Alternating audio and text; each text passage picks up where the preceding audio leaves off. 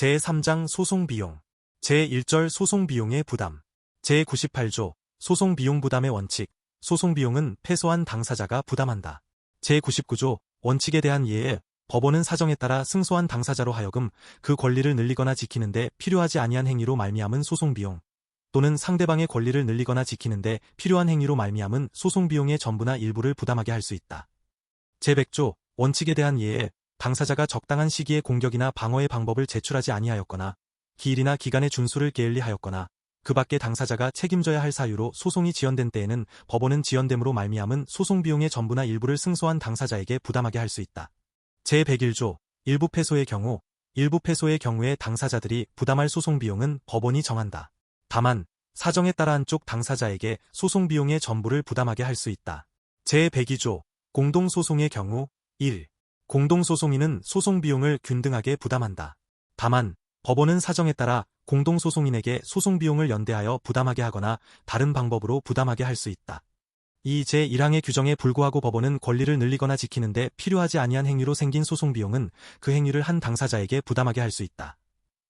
제103조 참가소송의 경우 참가소송비용에 대한 참가인과 상대방 사이의 부담과 참가 이의 신청의 소송비용에 대한 참가인과 이의 신청 당사자 사이의 부담에 대하여는 제98조 내지 제102조의 규정을 준용한다.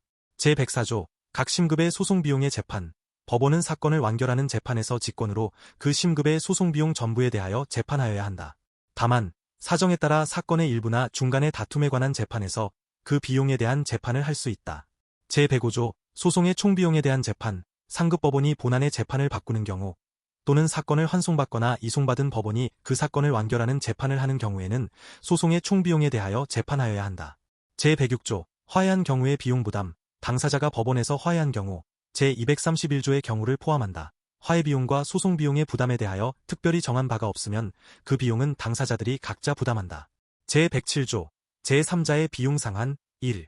법정대리인, 소송대리인, 법원 사무관 등이나 집행관이 고해 또는 중대한 과실로 쓸데없는 비용을 지급하게 한 경우에는 수소법원은 직권으로 또는 당사자의 신청에 따라 그에게 비용을 갚도록 명할 수 있다.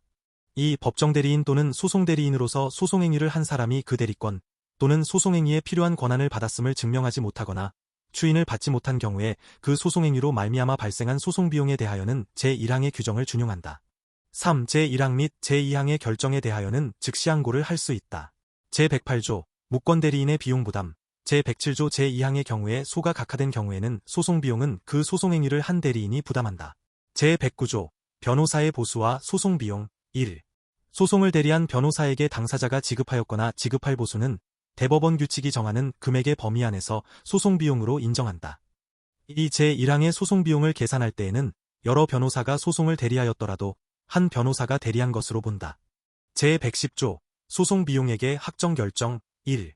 소송비용의 부담을 정하는 재판에서 그 액수가 정하여지지 아니한 경우에 제1심 법원은 그 재판이 확정되거나 소송비용 부담의 재판이 집행력을 갖게 된 후에 당사자의 신청을 받아 결정으로 그 소송비용액을 확정한다. 이 제1항의 확정 결정을 신청할 때에는 비용계산서, 그 등본과 비용액을 소명하는 데 필요한 서면을 제출하여야 한다. 3. 제1항의 결정에 대하여는 즉시 항고를 할 수 있다. 제111조 상대방에 대한 최고 1. 법원은 소송비용액을 결정하기 전에 상대방에게 비용계산서의 등본을 교부하고 이에 대한 진술을 할 것과 일정한 기간 이내에 비용계산서와 비용액을 소명하는데 필요한 서면을 제출할 것을 최고하여야 한다. 이 상대방이 제1항의 서면을 기간 이내에 제출하지 아니한 때에는 법원은 신청인의 비용에 대하여서만 결정할 수 있다. 다만 상대방도 제110조 제1항의 확정 결정을 신청할 수 있다. 제112조 부담비용의 상계. 법원이 소송비용을 결정하는 경우에 당사자들이 부담할 비용은 대등한 금액에서 상계된 것으로 본다. 다만 제111조 제2항의 경우에는 그러하지 아니하다. 제113조 화해한 경우의 비용액 확정 1. 제106조의 경우에 당사자가 소송비용 부담의 원칙만을 정하고 그 액수를 정하지 아니한 때에는 법원은 당사자의 신청에 따라 결정으로 그 액수를 정하여야 한다. 이 제1항의 경우에는 제110조 제2항, 제3항, 제111조 및 제112조의 규정을 준용한다. 제114조 소송이 재판에 의하지 아니하고 끝난 경우 1. 제113조의 경우 의회 소송이 재판에 의하지 아니하고 끝나거나 참가 또는 이에 대한 이의 신청이 취하된 경우에는 법원은 당사자의 신청에 따라 결정으로 소송비용의 액수를 정하고 이를 부담하도록 명하여야 한다. 이 제1항의 경우에는 제98조 내지 제103조 제110조 제2항, 제3항, 제111조 및 제112조의 규정을 준용한다. 제115조 법원 사무관 등에 의한 계산, 제110조 제1항의 신청이 있는 때에는 법원은 법원 사무관 등에게 소송 비용액을 계산하게 하여야 한다. 제116조 비용의 예납 1. 비용을 필요로 하는 소송행위에 대하여 법원은 당사자에게 그 비용을 미리 내게 할 수 있다. 이 비용을 미리 내지 아니하는 때에는 법원은 그 소송행위를 하지 아니할 수 있다. 제2절 소송비용의 담보 제117조 담보 제공 의무 1. 원고가 대한민국의 주소, 사무소와 영업소를 두지 아니한 때 또는 소장, 준비서면, 그 밖의 소송기록에 의하여 청구가 이유 없음이 명백한 때 등 소송비용에 대한 담보 제공이 필요하다고 판단되는 경우에 피고의 신청이 있으면 법원은 원고에게 소송비용에 대한 담보를 제공하도록 명하여야 한다. 담보가 부족한 경우에도 또한 같다. 이 제1항의 경우에 법원은 직권으로 원고에게 소송비용에 대한 담보를 제공하도록 명할 수 있다. 3. 청구의 일부에 대하여 다툼이 없는 경우에는 그 액수가 담보로 충분하면 제1항의 규정을 적용하지 아니한다. 제118조 소송에 응함으로 말미암은 신청권의 상실, 담보를 제공할 사유가 있다는 것을 알고도 피고가 본안에 관하여 변론하거나 변론 준비 기일에서 진술한 경우에는 담보 제공을 신청하지 못한다. 제119조 피고의 거부권, 담보 제공을 신청한 피고는 원고가 담보를 제공할 때까지 소송에 응하지 아니할 수 있다. 제120조 담보 제공 결정 1. 법원은 담보를 제공하도록 명하는 결정에서 담보액과 담보 제공의 기간을 정하여야 한다. 이 담보액은 피고가 각 심급에서 지출할 비용의 총액을 표준으로 하여 정하여야 한다. 제121조 불복 신청, 담보 제공 신청에 관한 결정에 대하여는 즉시 항고를 할 수. 제122조 담보 제공 방식, 담보의 제공은 금전 또는 법원이 인정하는 유가증권을 공탁하거나 대법원 규칙이 정하는 바에 따라 지급을 보증하겠다는 위탁계약을 맺은 문서를 제출하는 방법으로 한다. 다만 당사자들 사이에 특별한 약정이 있으면 그에 따른다. 제123조 담보물에 대한 피고의 권리, 피고는 소송 비용에 관하여 제122조의 규정에 따른 담보물에 대하여 질권자와 동일한 권리를 가진다. 제124조 담보를 제공하지 아니한 효과, 담보를 제공하여야 할 기간 이내에 원고가 이를 제공하지 아니하는 때에는 법원은 변론 없이 판결로 소를 각하할 수 있다. 다만 판결하기 전에 담보를 제공한 때에는 그러하지 아니하다. 제125조 담보의 취소 1. 담보 제공자가 담보하여야 할 사유가 소멸되었음을 증명하면서 취소 신청을 하면 법원은 담보 취소 결정을 하여야 한다. 이 담보 제공자가 담보 취소에 대한 담보 권리자의 동의를 받았음을 증명한 때에도 제1항과 같다.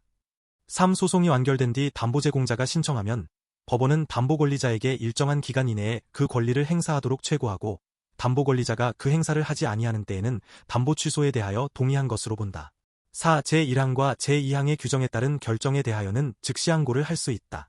제126조 담보물 변경, 법원은 담보 제공자의 신청에 따라 결정으로 공탁한 담보물을 바꾸도록 명할 수 있다. 다만 당사자가 계약에 의하여 공탁한 담보물을 다른 담보로 바꾸겠다고 신청한 때에는 그에 따른다. 제127조 준용 규정, 다른 법률에 따른 소재기에 관하여 제공되는 담보에는 제119조, 제120조 제1항, 제121조 내지 제126조의 규정을 준용한다. 제3절 소송구조 제128조, 구조의 요건, 법원은 소송비용을 지출할 자금 능력이 부족한 사람의 신청에 따라 또는 직권으로 소송구조를 할 수 있다. 다만 패소할 것이 분명한 경우에는 그러하지 아니하다. 제1항 단서에 해당하는 경우 같은 항 본문에 따른 소송구조 신청에 필요한 소송비용과 제133조에 따른 불복 신청에 필요한 소송비용에 대하여도 소송구조를 하지 아니한다. 제1항의 신청인은 구조의 사유를 소명하여야 한다. 소송구조에 대한 재판은 소송기록을 보관하고 있는 법원이 한다. 제1항에서 정한 소송구조 요건의 구체적인 내용과 소송구조 절차에 관하여 상세한 사항은 대법원 규칙으로 정한다. 제129조 구조의 객관적 범위, 소송과 강제 집행에 대한 소송구조의 범위는 다음 각호와 같다. 다만 법원은 상당한 이유가 있는 때에는 다음 각호 가운데 일부에 대한 소송구조를 할 수 있다. 재판 비용의 납입유예, 변호사 및 집행관의 보수와 채당금의 지급유예, 소송 비용의 담보 면제, 대법원 규칙이 정하는 그 밖의 비용의 유예나 면제, 제1항 제2호의 경우에는 변호사나 집행관이 보수를 받지 못하면 국고에서 상당한 금액을 지급한다. 제130조 구조 효력의 주관적 범위, 소송구조는 이를 받은 사람에게만 효력이 미친다. 법원은 소송 승계인에게 미루어 둔 비용의 납입을 명할 수. 제131조 구조의 취소, 소송구조를 받은 사람이 소송비용을 납입할 자금 능력이 있다는 것이 판명되거나 자금 능력이 있게 된 때에는 소송기록을 보관하고 있는 법원은 직권으로 또는 이해관계인의 신청에 따라 언제든지 구조를 취소하고 납입을 미루어 둔 소송 비용을 지급하도록 명할 수 있다. 제132조 납입유예 비용의 추심, 소송 구조를 받은 사람에게 납입을 미루어 둔 비용은 그 부담의 재판을 받은 상대방으로부터 직접 지급받을 수 있다. 제1항의 경우에 변호사 또는 집행관은 소송 구조를 받은 사람의 집행권원으로 보수와 채당금에 관한 비용에게 확정 결정 신청과 강제 집행을 할 수 있다. 변호사 또는 집행관은 보수와 채당금에 대하여 당사자를 대위하여 제113조 또는 제114조의 결정 신청을 할 수 있다. 제133조 불복 신청 2절에 규정한 재판에 대하여는 즉시 항고를 할 수 있다. 다만 상대방은 제129조 제1항 제3호의 소송 구조 결정을 제외하고는 불복할 수 없다. 제4장 소송 절차 제1절 변론 제134조 변론의 필요성, 당사자는 소송에 대하여 법원에서 변론하여야 한다. 다만 결정으로 완결할 사건에 대하여는 법원이 변론을 열 것인지 아닌지를 정한다. 제1항 단서의 규정에 따라 변론을 열지 아니할 경우에 법원은 당사자와 이해관계인, 그 밖의 참고인을 신문할 수 있다. 이 법에 특별한 규정이 있는 경우에는 제1항과 제2항의 규정을 적용하지 아니한다. 제135조 재판장의 지휘권, 변론은 재판장이 지휘한다. 재판장은 발언을 허가하거나 그의 명령에 따르지 아니하는 사람의 발언을 금지할 수 있다. 제136조 성명권, 구문권 등 재판장은 소송관계를 분명하게 하기 위하여 당사자에게 사실상 또는 법률상 사항에 대하여 질문할 수 있고 증명을 하도록 촉구할 수 있다. 합의부원은 재판장에게 알리고 제1항의 행위를 할 수 있다. 당사자는 필요한 경우 재판장에게 상대방에 대하여 설명을 요구하여 줄 것을 요청할 수 있다. 법원은 당사자가 간과하였음이 분명하다고 인정되는 법률상 사항에 관하여 당사자에게 의견을 진술할 기회를 주어야 한다. 제137조 성명준비명령 재판장은 제136조의 규정에 따라 당사자에게 설명 또는 증명하거나 의견을 진술할 사항을 지적하고 변론기일 이전에 이를 준비하도록 명할 수 있다. 제138조 하부의부에 의한 감독 당사자가 변론의 지휘에 관한 재판장의 명령 또는 제136조 및 제137조의 규정에 따른 재판장이나 하부의부원의 조치에 대하여 이의를 신청한 때에는 법원은 결정으로 그 이의 신청에 대하여 재판한다. 제139조 수명법관의 지정 및 촉탁 수명법관으로 하여금 그 직무를 수행하게 하고자 할 경우에는 재판장이 그 판사를 지정한다. 법원이 하는 촉탁은 특별한 규정이 없으면 재판장이 한다. 제140조 법원의 성명처분 법원은 소송관계를 분명하게 하기 위하여 다음 각 호의 처분을 할 수 있다. 당사자 본인 또는 그 법정 대리인에게 출석하도록 명하는 일. 소송서류 또는 소송에 인용한 문서, 그 밖의 물건으로서 당사자가 가지고 있는 것을 제출하게 하는 일. 당사자 또는 제3자가 제출한 문서, 그 밖의 물건을 법원에 유치하는 일. 검증을 하고 감정을 명하는 일. 필요한 조사를 촉탁하는 일제 1항의 검증, 감정과 조사의 촉탁에는 이 법의 증거조사에 관한 규정을 준용한다. 제141조 변론의 제한 분리 병합 법원은 변론의 제한 분리 또는 병합을 명하거나 그 명령을 취소할 수 있다. 제142조 변론의 재개 법원은 종결된 변론을 다시 열도록 명할 수 있다. 제143조 통역 변론에 참여하는 사람이 우리말을 하지 못하거나 듣거나 말하는 데 장애가 있으면 통역인에게 통역하게 하여야 한다. 다만 이와 같은 장애가 있는 사람에게는 문자로 질문하거나 진술하게 할 수 있다. 통역인에게는 이 법의 감정인에 관한 규정을 준용한다. 제143조의 2. 진술보조, 질병, 장애, 연령, 그 밖의 사유로 인한 정신적, 신체적 제약으로 소송관계를 분명하게 하기 위하여 필요한 진술을 하기 어려운 당사자는 법원의 허가를 받아 진술을 도와주는 사람과 함께 출석하여 진술할 수 있다. 법원은 언제든지 제1항의 허가를 취소할 수 있다. 제1항 및 제2항에 따른 진술보조인의 자격 및 소송상 지위와 역할, 법원의 허가 요건 절차 등 허가 및 취소에 관한 사항은 대법원 규칙으로 정한다. 제144조 변론 능력이 없는 사람에 대한 조치 법원은 소송관계를 분명하게 하기 위하여 필요한 진술을 할 수 없는 당사자 또는 대리인의 진술을 금지하고 변론을 계속할 새 기일을 정할 수 있다. 제1항의 규정에 따라 진술을 금지하는 경우에 필요하다고 인정하면 법원은 변호사를 선임하도록 명할 수 있다. 제1항 또는 제2항의 규정에 따라 대리인에게 진술을 금지하거나 변호사를 선임하도록 명하였을 때에는 본인에게 그 취지를 통지하여야 한다. 소 또는 상소를 제기한 사람이 제2항의 규정에 따른 명령을 받고도 제1항의 새 기일까지 변호사를 선임하지 아니한 때에는 법원은 결정으로 소 또는 상소를 각하할 수 있다. 제4항의 결정에 대하여는 즉시 항고를 할 수 있다. 제145조 화해의 권고 법원은 소송의 정도와 관계없이 화해를 권고하거나 수명법관 또는 수탁판사로 하여금 권고하게 할 수 있다. 제1항의 경우에 법원 수명법관 또는 수탁판사는 당사자 본인이나 그 법정 대리인의 출석을 명할 수 있다. 제 146조 적시제출주의 공격 또는 방어의 방법은 소송의 정도에 따라 적절한 시기에 제출하여야 한다. 제 147조 제출기간의 제한 재판장은 당사자의 의견을 들어 한쪽 또는 양쪽 당사자에 대하여 특정한 사항에 관하여 주장을 제출하거나 증거를 신청할 기간을 정할 수 있다. 당사자가 제1항의 기간을 넘긴 때에는 주장을 제출하거나 증거를 신청할 수 없다. 다만 당사자가 정당한 사유로 그 기간 이내에 제출 또는 신청하지 못하였다는 것을 소명한 경우에는 그러하지 아니하다. 제148조 한쪽 당사자가 출석하지 아니한 경우 원고 또는 피고가 변론기일에 출석하지 아니하거나 출석하고서도 본안에 관하여 변론하지 아니한 때에는 그가 제출한 소장 후 답변서 그 밖에 준비서면에 적혀있는 사항을 진술한 것으로 보고 출석한 상대방에게 변론을 명할 수 있다. 제1항의 규정에 따라 당사자가 진술한 것으로 보는 답변서 그 밖에 준비서면에 청구의 포기 또는 인락의 의사표시가 적혀있고 공증사무소의 인증을 받은 때에는 그 취지에 따라 청구의 포기 또는 인락이 성립된 것으로 본다. 제1항의 규정에 따라 당사자가 진술한 것으로 보는 답변서 그 밖에 준비서면에 화해의 의사표시가 적혀있고 공증사무소의 인증을 받은 경우에 상대방 당사자가 변론기일에 출석하여 그 화해의 의사표시를 받아들인 때에는 화해가 성립된 것으로 본다.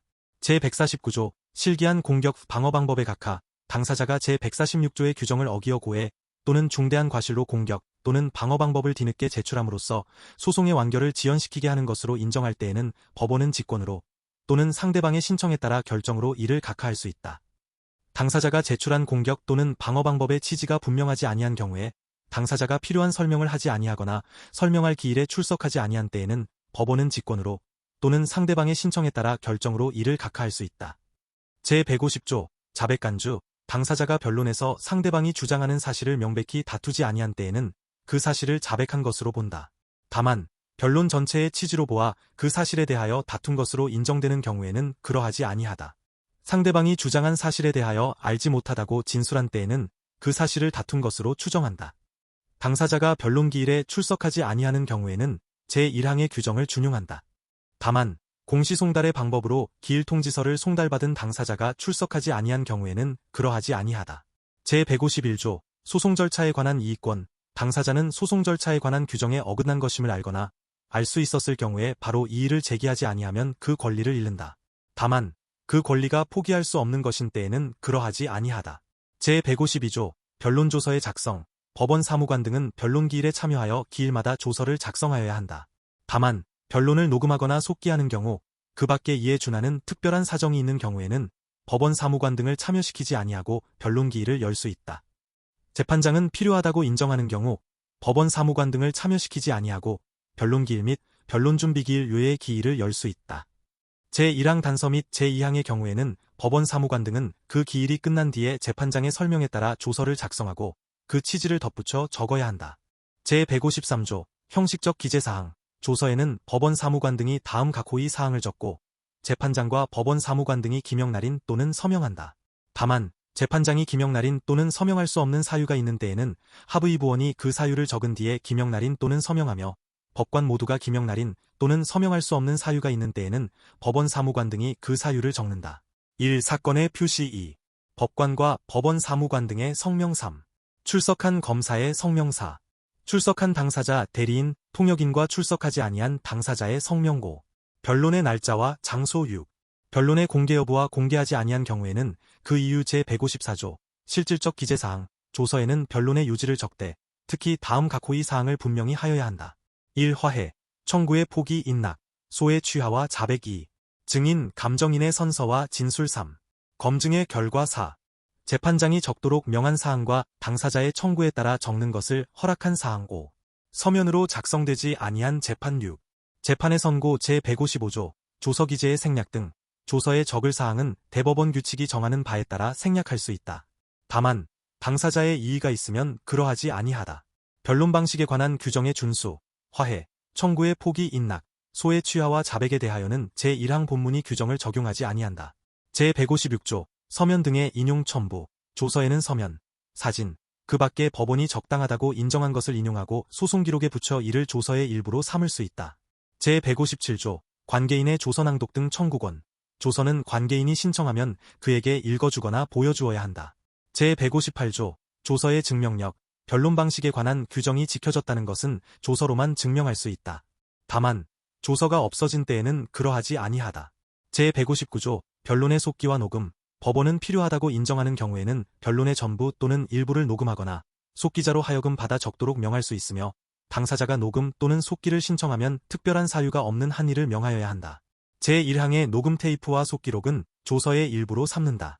제1항 및 제2항의 규정에 따라 녹음 테이프 또는 속기록으로 조서의 기재를 대신한 경우에 소송이 완결되기 전까지 당사자가 신청하거나 그 밖에 대법원 규칙이 정하는 때에는 녹음 테이프나 속기록의 요지를 정리하여 조서를 작성하여야 한다.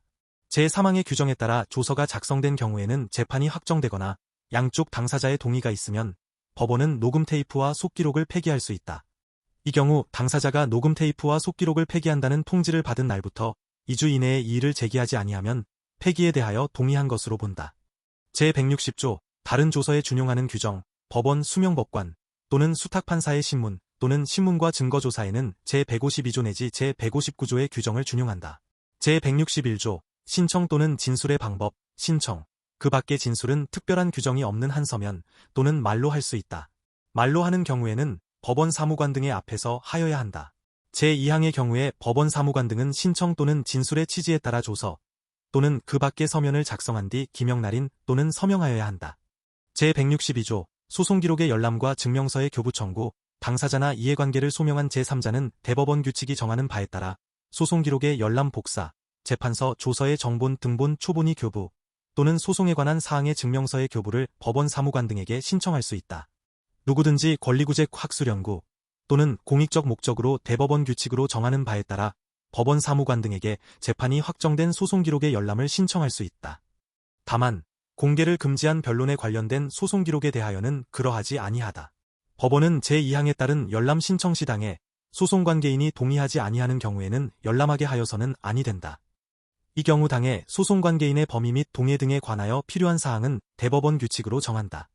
소송기록을 열람 복사한 사람은 열람 복사에 의하여 알게 된 사항을 이용하여 공공의 질서 또는 선량한 풍속을 해하거나 관계인의 명예 또는 생활의 평온을 해하는 행위를 하여서는 아니 된다.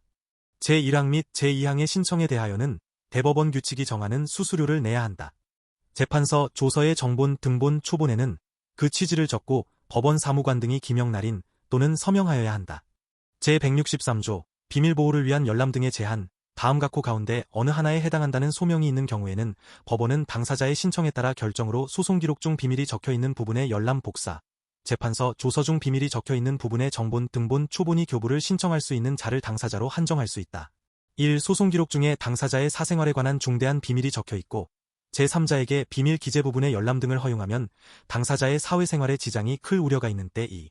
소송기록 중에 당사자가 가지는 영업비밀, 부정경쟁방지 및 청업비밀 보호에 관한 법률 제2조 제2호에 규정된 영업비밀을 말한다. 이 적혀있는 때 소송관계인의 생명 또는 신체에 대한 위해의 우려가 있다는 소명이 있는 경우에는 법원은 해당 소송관계인의 신청에 따라 결정으로 소송기록의 열람 복사, 송달에 앞서 주소 등 대법원 규칙으로 정하는 개인정보로서 해당 소송관계인이 지정하는 부분이 제3자에게 공개되지 아니하도록 보호조치를 할 수 있다. 제1항 또는 제2항의 신청이 있는 경우에는 그 신청에 관한 재판이 확정될 때까지 제3자는 개인정보 기재 부분 또는 비밀 기재 부분의 열람 등을 신청할 수 없다. 소송기록을 보관하고 있는 법원은 이해관계를 소명한 제3자의 신청에 따라 제1항 또는 제2항의 사유가 존재하지 아니하거나 소멸되었음을 이유로 제1항 또는 제2항의 결정을 취소할 수 있다. 제1항 또는 제2항의 신청을 기각한 결정 또는 제4항의 신청에 관한 결정에 대하여는 즉시 항고를 할 수 있다. 제4항의 취소 결정은 확정되어야 효력을 가진다. 제163조의 2. 판결서의 열람 복사. 제162조에도 불구하고 누구든지 판결이 선고된 사건의 판결서를 인터넷, 그 밖에 전산정보 처리 시스템을 통한 전자적 방법 등으로 열람 및 복사할 수 있다. 다만 변론의 공개를 금지한 사건의 판결서로서 대법원 규칙으로 정하는 경우에는 열람 및 복사를 전부 또는 일부 제한할 수 있다. 제1항에 따라 열람 및 복사의 대상이 되는 판결서는 대법원 규칙으로 정하는 바에 따라 판결서에 기재된 문자열 또는 숫자열이 검색어로 기능할 수 있도록 제공되어야 한다. 법원 사무관 등이나 그 밖의 법원 공무원은 제1항에 따른 열람 및 복사에 앞서 판결서에 기재된 성명 등 개인정보가 공개되지 아니하도록 대법원 규칙으로 정하는 보호조치를 하여야 한다. 제3항에 따라 개인정보 보호조치를 한 법원 사무관 등이나 그 밖의 법원 공무원은 고해 또는 중대한 과실로 인한 것이 아니면 제1항에 따른 열람 및 복사와 관련하여 민사상 형사상 책임을 지지 아니한다. 제1항의 열람 및 복사에는 제162조 제4항 제5항 및 제163조를 준용한다. 판결서의 열람 및 복사의 방법과 절차, 개인정보 보호 조치의 방법과 절차, 그 밖에 필요한 사항은 대법원 규칙으로 정한다. 제164조 조서에 대한 이해, 조서에 적힌 사항에 대하여 관계인이 이의를 제기한 때에는 조서에 그 취지를 적어야 한다. 제2절 전문심리위원 제164조의 2. 전문심리위원회 참여 법원은 소송관계를 분명하게 하거나 소송 절차를 원활하게 진행하기 위하여 직권 또는 당사자의 신청에 따른 결정으로 제164조의 사제 1항에 따라 전문심리위원을 지정하여 소송 절차에 참여하게 할 수 있다. 전문심리위원은 전문적인 지식을 필요로 하는 소송 절차에서 설명 또는 의견을 기재한 서면을 제출하거나 기일에 출석하여 설명이나 의견을 진술할 수 있다. 다만 재판의 합의에는 참여할 수 없다. 전문심리위원은 기일에 재판장의 허가를 받아 당사자, 증인 또는 감정인 등 소송관계인에게 직접 질문할 수 있다.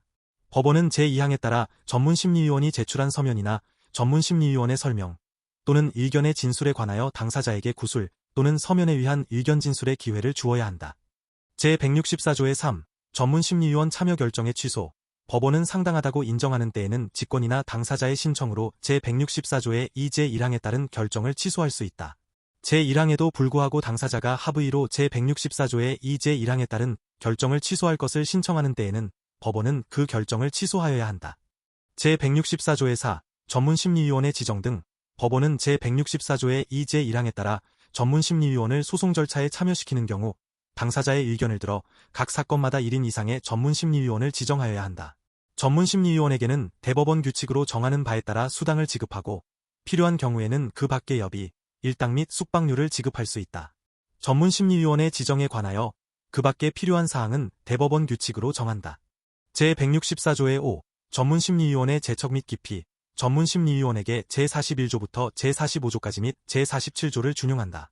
제척 또는 기피 신청을 받은 전문심리위원은 그 신청에 관한 결정이 확정될 때까지 그 신청이 있는 사건의 소송 절차에 참여할 수 없다. 이 경우 전문심리위원은 당의 제척 또는 기피 신청에 대하여 의견을 진술할 수 있다. 제164조의 6. 수명법관 등의 권한 수명법관 또는 수탁판사가 소송 절차를 진행하는 경우에는 제164조의 2제 2항부터 제4항까지의 규정에 따른 법원 및 재판장의 직무는 그 수명법관이나 수탁판사가 행한다. 제164조의 7. 비밀누설죄 전문심리위원 또는 전문심리위원이었던 자가 그 직무 수행 중에 알게 된 다른 사람의 비밀을 누설하는 경우에는 2년 이하의 징역이나 금고 또는 1천만 원 이하의 벌금에 처한다. 제164조의 8. 벌칙 적용에서의 공무원 의제 전문심리위원은 형법 제129조부터 제132조까지의 규정에 따른 벌칙의 적용에서는 공무원으로 본다. 제3절 기일과 기간 제165조 기일의 지정과 변경 기일은 직권으로 또는 당사자의 신청에 따라 재판장이 지정한다. 다만 수명법관 또는 수탁판사가 심문하거나 심문하는 기일은 그 수명법관 또는 수탁판사가 지정한다. 첫 변론기일 또는 첫 변론준비기일을 바꾸는 것은 현저한 사유가 없는 경우라도 당사자들이 합의하면 이를 허가한다. 제166조 공휴일의 기일 기일은 필요한 경우에만 공휴일로도 정할 수 있다. 제167조 기일의 통지 기일은 기일 통지서 또는 출석 요구서를 송달하여 통지한다. 다만 그 사건으로 출석한 사람에게는 기일을 직접 고지하면 된다. 법원은 대법원 규칙이 정하는 간이한 방법에 따라 기일을 통지할 수 있다.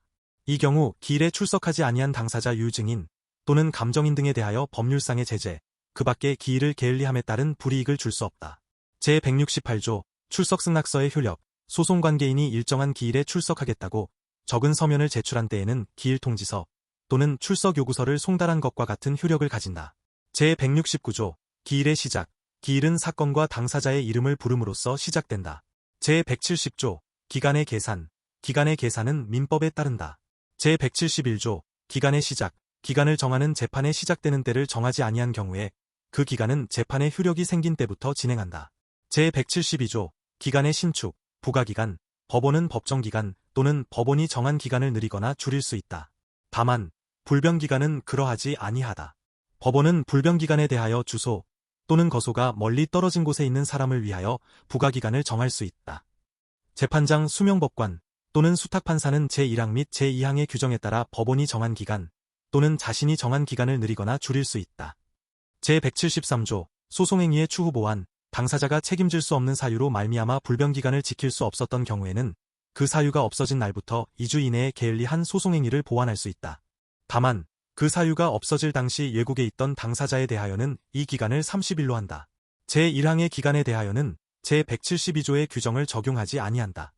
제174조 직권송달의 원칙. 송달은 이 법에 특별한 규정이 없으면 법원이 직권으로 한다. 제175조 송달 사무를 처리하는 사람. 송달에 관한 사무는 법원 사무관 등이 처리한다. 법원 사무관 등은 송달하는 곳의 지방법원에 속한 법원 사무관 등 또는 집행관에게 제1항의 사무를 축탁할 수 있다. 제176조 송달기관. 송달은 우편 또는 집행관에 의하거나 그 밖에 대법원 규칙이 정하는 방법에 따라서 하여야 한다. 우편에 의한 송달은 우편집배원이 한다. 송달기관이 송달하는 데 필요한 때에는 경찰 공무원에게 원조를 요청할 수 있다. 제177조 법원 사무관 등에 의한 송달. 해당 사건에 출석한 사람에게는 법원 사무관 등이 직접 송달할 수 있다. 법원 사무관 등이 그 법원 안에서 송달받을 사람에게 서류를 교부하고 영수증을 받은 때에는 송달의 효력을 가진다. 제178조 교부 송달의 원칙. 송달은 특별한 규정이 없으면 송달받을 사람에게 서류의 등본 또는 부본을 교부하여야 한다. 송달할 서류의 제출에 가름하여 줘서 그 밖에 서면을 작성한 때에는 그 등본이나 초본을 교부하여야 한다. 제179조 소송 무능력자에게 할 송달. 소송 무능력자에게 할 송달은 그의 법정 대리인에게 한다. 제180조 공동대리인에게 할 송달. 여러 사람이 공동으로 대리권을 행사하는 경우의 송달은 그 가운데 한 사람에게 하면 된다. 제181조 군관 개인에게 할 송달. 군사용의 청사 또는 선박에 속하여 있는 사람에게 할 송달은 그 청사 또는 선박의 장에게 한다. 제182조 구속된 사람 등에게 할 송달. 교도소 유구치소 또는 국가경찰관서의 유치장의 체포 유구속 또는 유치된 사람에게 할 송달은 교도소 유구치소 또는 국가경찰관서의 장에게 한다. 제183조 송달장소. 송달은 받을 사람의 주소 의거소, 영업소 또는 사무소, 이하 주소 등 이라 한다. 에서 한다. 다만 법정 대리인에게 할 송달은 본인의 영업소나 사무소에서도 할 수 있다. 제1항의 장소를 알지 못하거나 그 장소에서 송달할 수 없는 때에는 송달받을 사람이 고용, 위임 그 밖의 법률상 행위로 취업하고 있는 다른 사람의 주소 등 이하 근무장소라 한다. 에서 송달할 수 있다. 송달받을 사람의 주소 등 또는 근무장소가 국내에 없거나 알 수 없는 때에는 그를 만나는 장소에서 송달할 수 있다. 주소 등 또는 근무장소가 있는 사람의 경우에도 송달받기를 거부하지 아니하면 만나는 장소에서 송달할 수 있다. 제184조 송달받을 장소에 신고. 당사자 법정대리인 또는 소송대리인은 주소 등 외의 장소, 대한민국 안의 장소로 한정한다. 를 송달받을 장소로 정하여 법원에 신고할 수 있다. 이 경우에는 송달 영수인을 정하여 신고할 수 있다. 제185조 송달 장소 변경의 신고 의무. 당사자 법정대리인 또는 소송대리인이 송달받을 장소를 바꿀 때에는 바로 그 취지를 법원에 신고하여야 한다. 제1항의 신고를 하지 아니한 사람에게 송달할 서류는 달리 송달할 장소를 알 수 없는 경우 종전에 송달받던 장소에 대법원 규칙이 정하는 방법으로 발송할 수 있다. 제186조 보충송달, 유치송달. 근무장소 외에 송달할 장소에서 송달받을 사람을 만나지 못한 때에는 그 사무원, 피용자 또는 동거인으로서 사리를 분별할 지능이 있는 사람에게 서류를 교부할 수 있다. 근무장소에서 송달받을 사람을 만나지 못한 때에는 제183조 제2항의 다른 사람 또는 그 법정대리인이나 피용자 그 밖의 종업원으로서 사리를 분별할 지능이 있는 사람이 서류의 수령을 거부하지 아니하면 그에게 서류를 교부할 수 있다. 서류를 송달받을 사람 또는 제1항의 규정에 의하여 서류를 넘겨받을 사람이 정당한 사유 없이 송달받기를 거부하는 때에는 송달할 장소에 서류를 놓아둘 수 있다. 제187조 우편송달. 제186조의 규정에 따라 송달할 수 없는 때에는 법원 사무관 등은 서류를 등기우편 등 대법원 규칙이 정하는 방법으로 발송할 수 있다. 제188조 송달함 송달. 제183조 내지 제187조의 규정에 불구하고 법원 안에 송달할 서류를 넣을 함, 이하 송달함이라 한다. 을 설치하여 송달할 수 있다. 송달함을 이용하는 송달은 법원 사무관 등이 한다. 송달받을 사람이 송달함에서 서류를 수령하여 가지 아니한 경우에는 송달함에 서류를 넣은 지 3일이 지나면 송달된 것으로 본다. 송달함의 이용 절차와 수수료. 송달함을 이용하는 송달 방법 및 송달함으로 송달할 서류에 관한 사항은 대법원 규칙으로 정한다. 제189조 발신주의. 제185조 제2항 또는 제187조의 규정에 따라 서류를 발송한 경우에는 발송한 때에 송달된 것으로 본다. 제190조 공휴일 등의 송달. 당사자의 신청이 있는 때에는 공휴일 또는 해 뜨기 전이나 해진 뒤에 집행관 또는 대법원 규칙이 정하는 사람에 의하여 송달할 수 있다. 제1항의 규정에 따라 송달하는 때에는 법원 사무관 등은 송달할 서류에 그 사유를 덧붙여 적어야 한다. 제1항과 제2항의 규정에 어긋나는 송달은 서류를 교부받을 사람이 이를 형수한 때에만 효력을 가진다. 제191조 예국에서 하는 송달의 방법. 예국에서 하여야 하는 송달은 재판장이 그 나라에 주재하는 대한민국의 대사유 공사의 영사 또는 그 나라에 관할 공공기관에 축탁한다. 제192조 전쟁에 나간 군인 또는 외국에 주재하는 군관계인 등에게 할 송달. 전쟁에 나간 군대, 예국에 주둔하는 군대에 근무하는 사람 또는 군에 복무하는 선박의 승무원에게 할 송달은 재판장이 그 소속 사령관에게 축탁한다. 제1항의 송달에 대하여는 제181조의 규정을 준용한다. 제193조 송달 통지. 송달한 기관은 송달에 관한 사유를 대법원 규칙이 정하는 방법으로 법원에 알려야 한다. 제194조 공시송달의 요건, 당사자의 주소 등 또는 근무 장소를 알 수 없는 경우 또는 외국에서 하여야 할 송달에 관하여 제191조의 규정에 따를 수 없거나 이에 따라도 효력이 없을 것으로 인정되는 경우에는 법원 사무관 등은 직권으로 또는 당사자의 신청에 따라 공시송달을 할 수 있다. 제1항의 신청에는 그 사유를 소명하여야 한다. 재판장은 제1항의 경우에 소송의 지연을 피하기 위하여 필요하다고 인정하는 때에는 공시송달을 명할 수 있다. 원고가 소권을 남용하여 청구가 이유 없음이 명백한 소를 반복적으로 제기한 것에 대하여 법원이 변론 없이 판결로 소를 각하하는 경우에는 재판장은 직권으로 피고에 대하여 공시송달을 명할 수 있다. 재판장은 직권으로 또는 신청에 따라 법원 사무관 등의 공시송달 처분을 취소할 수 있다. 제195조 공시송달의 방법. 공시송달은 법원 사무관 등이 송달할 서류를 보관하고 그 사유를 법원 게시판에 게시하거나 그 밖에 대법원 규칙이 정하는 방법에 따라서 하여야 한다. 제196조 공시송달의 효력 발생. 첫 공시송달은 제195조의 규정에 따라 실시한 날부터 2주가 지나야 효력이 생긴다. 다만 같은 당사자에게 하는 그 뒤에 공시송달은 실시한 다음 날부터 효력이 생긴다. 예국에서 할 송달에 대한 공시송달의 경우에는 제1항 본문의 기간은 2월로 한다. 제1항 및 제2항의 기간은 줄일 수 없다. 제197조 수명법관 등의 송달 권한. 수명법관 및 수탁판사와 송달하는 곳의 지방법원 판사도 송달에 대한 재판장의 권한을 행사할 수 있다. 제5절 재판. 제198조 종국판결. 법원은 소송의 심리를 마치고 나면 종국판결을 한다. 제199조 종국판결 선고기간. 판결은 소가 제기된 날부터 5월 이내에 선고한다. 다만 항소심 및 상고심에서는 기록을 받은 날부터 5월 이내에 선고한다.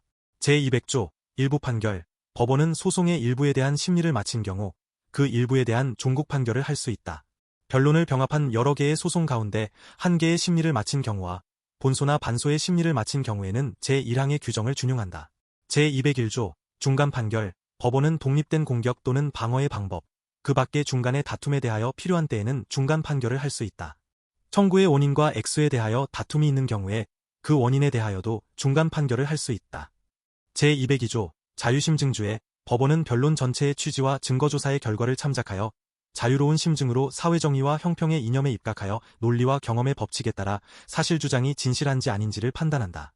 제202조의 2. 손해배상 액수의 산정. 손해가 발생한 사실은 인정되나 구체적인 손해의 액수를 증명하는 것이 사안의 성질상 매우 어려운 경우에 법원은 변론 전체의 취지와 증거조사의 결과에 의하여 인정되는 모든 사정을 종합하여 상당하다고 인정되는 금액을 손해배상 액수로 정할 수 있다. 제203조 처분권주에. 법원은 당사자가 신청하지 아니한 사항에 대하여는 판결하지 못한다. 제204조 직접주에. 판결은 기본이 되는 변론에 관여한 법관이 하여야 한다. 법관이 바뀐 경우에 당사자는 종전의 변론 결과를 진술하여야 한다. 단독사건이 판사가 바뀐 경우에 종전에 신문한 증인에 대하여 당사자가 다시 신문 신청을 한 때에는 법원은 그 신문을 하여야 한다. 하부의부 법관의 반수 이상이 바뀐 경우에도 또한 같다. 제205조 판결의 효력 발생. 판결은 선고로 효력이 생긴다. 제206조 선고의 방식. 판결은 재판장이 판결원본에 따라 주문을 읽어 선고하며 필요한 때에는 이유를 간략히 설명할 수 있다. 제207조 선고기일. 판결은 변론이 종결된 날부터 2주 이내에 선고하여야 하며 복잡한 사건이나 그 밖에 특별한 사정이 있는 때에도 변론이 종결된 날부터 4주를 넘겨서는 아니 된다. 판결은 당사자가 출석하지 아니하여도 선고할 수 있다. 제208조 판결서의 기재사항 등. 판결서에는 다음 각 호의 사항을 적고 판결한 법관이 서명 날인하여야 한다. 1. 당사자와 법정 대리인. 2. 주문. 3. 청구의 취지 및 상소의 취지. 4. 2. 5. 변론을 종결한 날짜. 다만 변론 없이 판결하는 경우에는 판결을 선고하는 날짜 6. 법원 판결서의 이유에는 주문이 정당하다는 것을 인정할 수 있을 정도로 당사자의 주장, 그 밖의 공격 방어 방법에 관한 판단을 표시한다. 제2항의 규정에 불구하고 제1심 판결로서 다음 각호 가운데 어느 하나에 해당하는 경우에는 청구를 특정함에 필요한 사항과 제216조 제2항의 판단에 관한 사항만을 간략하게 표시할 수 있다. 1. 제257조의 규정에 의한 무변론 판결 2. 제150조 제3항이 적용되는 경우의 판결 3. 피고가 제194조 내지 제196조의 규정에 의한 공시송달로 기일 통지를 받고 변론기일에 출석하지 아니한 경우에 판결 법관이 판결서에 서명 날인함에 지장이 있는 때에는 다른 법관이 판결에 그 사유를 적고 서명 날인하여야 한다. 제209조 법원 사무관 등에 대한 교부, 판결서는 선고한 뒤에 바로 법원 사무관 등에게 교부하여야 한다. 제210조 판결서의 송달, 법원 사무관 등은 판결서를 받은 날부터 2주 이내에 당사자에게 송달하여야 한다. 판결서는 정본으로 송달한다. 제211조 판결의 경정, 판결의 잘못된 계산이나 기재, 그 밖에 이와 비슷한 잘못이 있음이 분명한 때에 법원은 직권으로 또는 당사자의 신청에 따라 경정결정을 할 수 있다. 경정결정은 판결의 원본과 정본에 덧붙여 적어야 한다. 다만 정본에 덧붙여 적을 수 없을 때에는 결정의 정본을 작성하여 당사자에게 송달하여야 한다. 경정결정에 대하여는 즉시 항고를 할 수 있다. 다만 판결에 대하여 적법한 항소가 있는 때에는 그러하지 아니하다.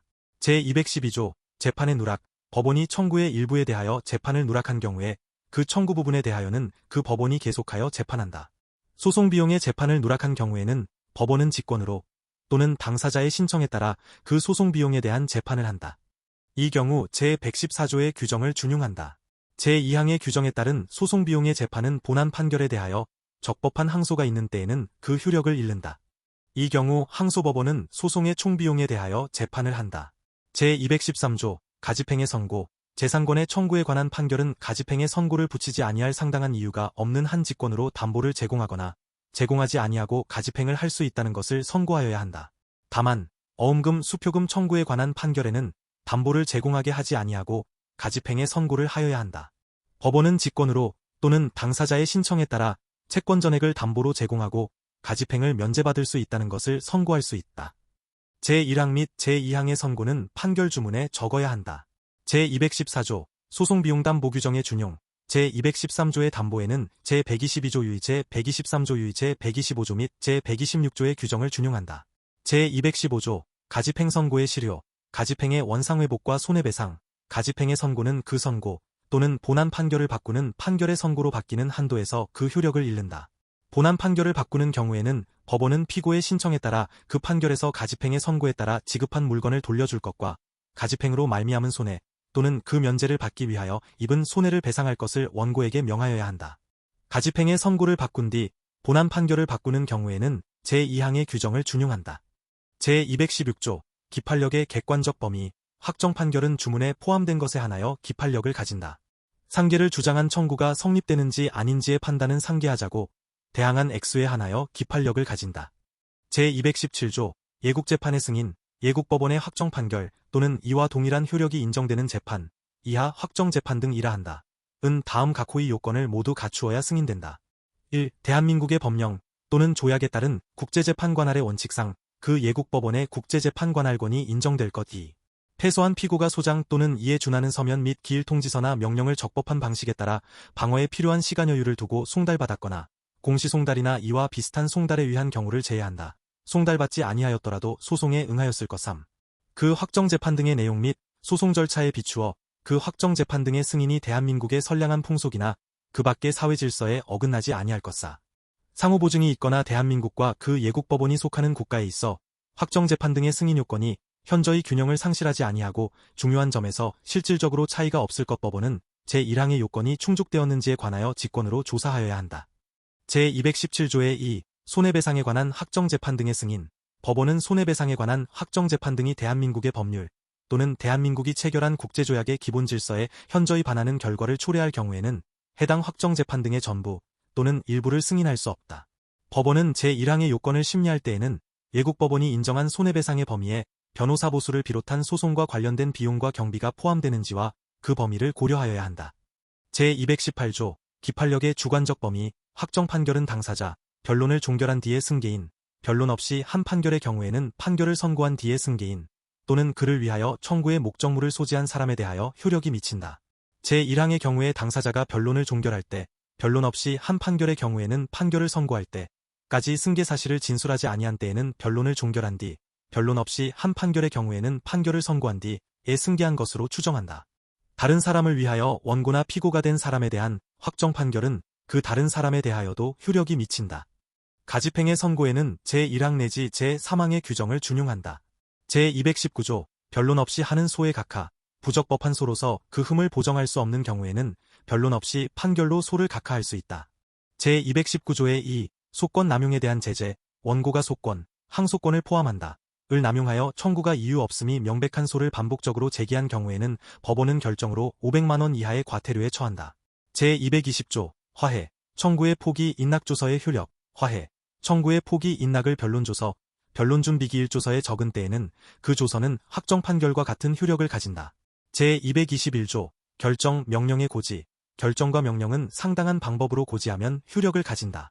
법원 사무관 등은 고지의 방법 그 장소와 날짜를 재판의 원본에 덧붙여 적고 날인하여야 한다. 제222조, 소송 지휘에 관한 재판의 취소, 소송의 지휘에 관한 결정과 명령은 언제든지 취소할 수 있다. 제223조, 법원 사무관 등의 처분에 대한 이해, 법원 사무관 등의 처분에 관한 이의 신청에 대하여는 그 법원 사무관 등이 속한 법원이 결정으로 재판한다. 제224조, 판결 규정의 준용, 성질에 어긋나지 아니하는 한, 결정과 명령에는 판결에 관한 규정을 준용한다. 다만, 법관의 서명은 기명으로 가름할 수 있고, 이유를 적는 것을 생략할 수 있다.